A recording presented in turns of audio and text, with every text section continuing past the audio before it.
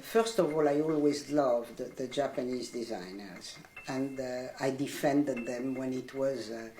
There were two gangs in Paris after the shows of Yohji and Ray. People were fighting outside, but almost with fists.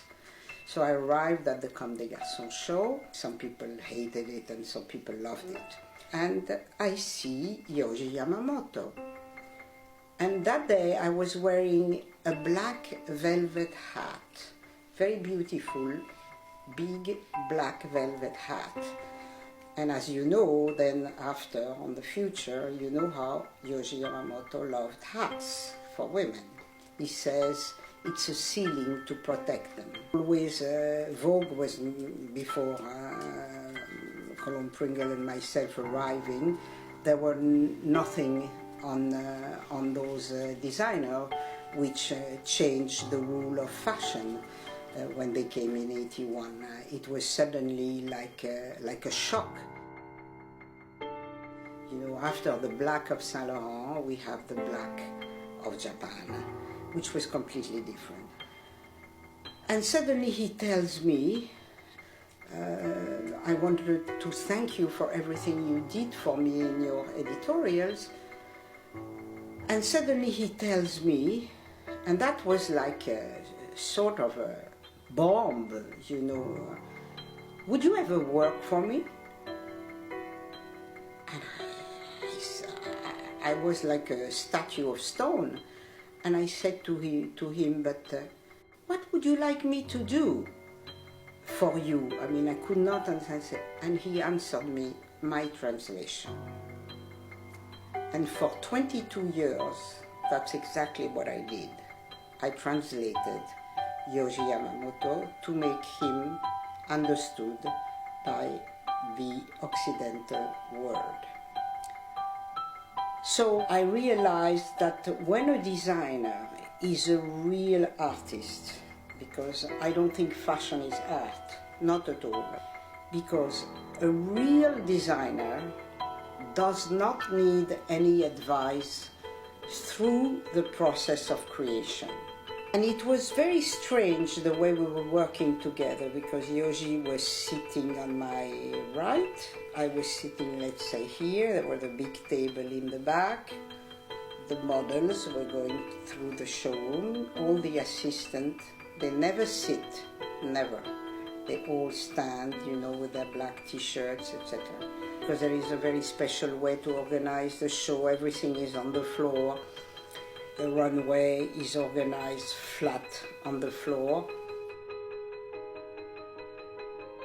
When I began, he was again on a very enthusiastic trip about fashion, because those designers are so much sensitive to what is happening in the world, in the fashion world, in the editors and the way they are understood and the way they are. And Yohji was very sensitive to it.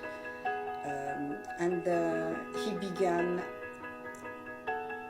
really to go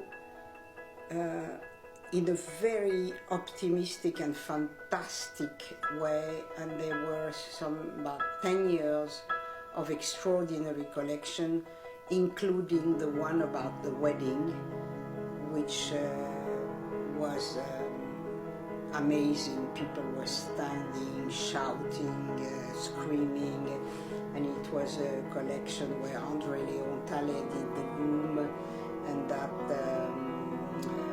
what was the name of that model? I will find it after. Did sort of a striptease, and at the end, I mean, before she takes away the last dress, poof, the light becomes black. I mean, it was fantastic. It was the last collection of a week in New York, a week in London.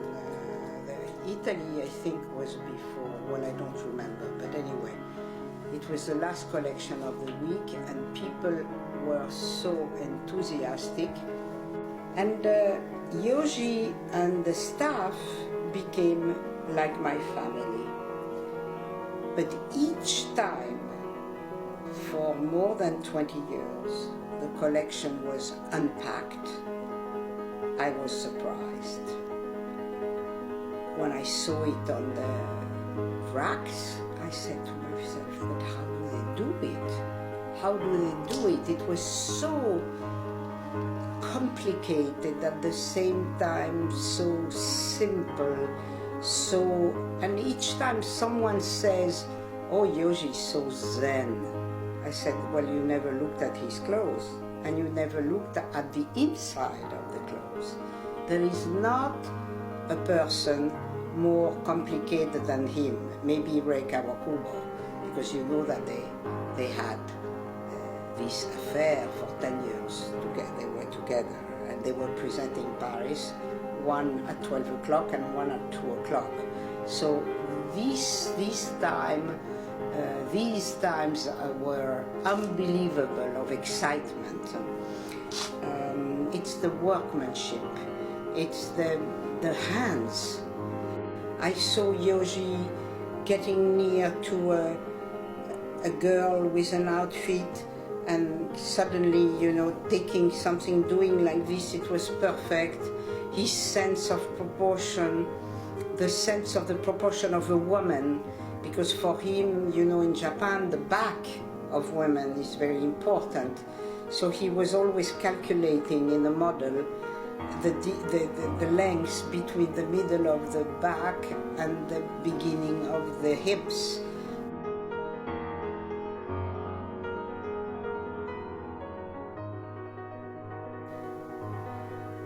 What can I say? I can say that Yohji is one of the most important designers of these last 30 years, because he changed, all the Belgian designers, all are the sons and daughters of the Japanese designers.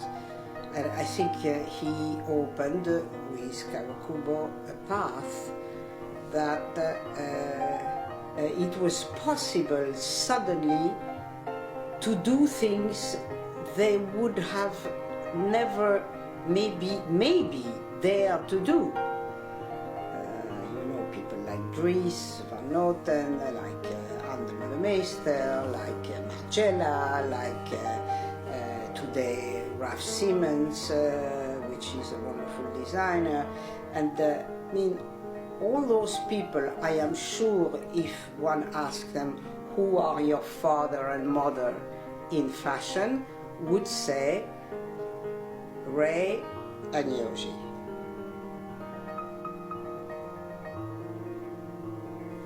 And I have the feeling that Yohji does not believe in fashion anymore.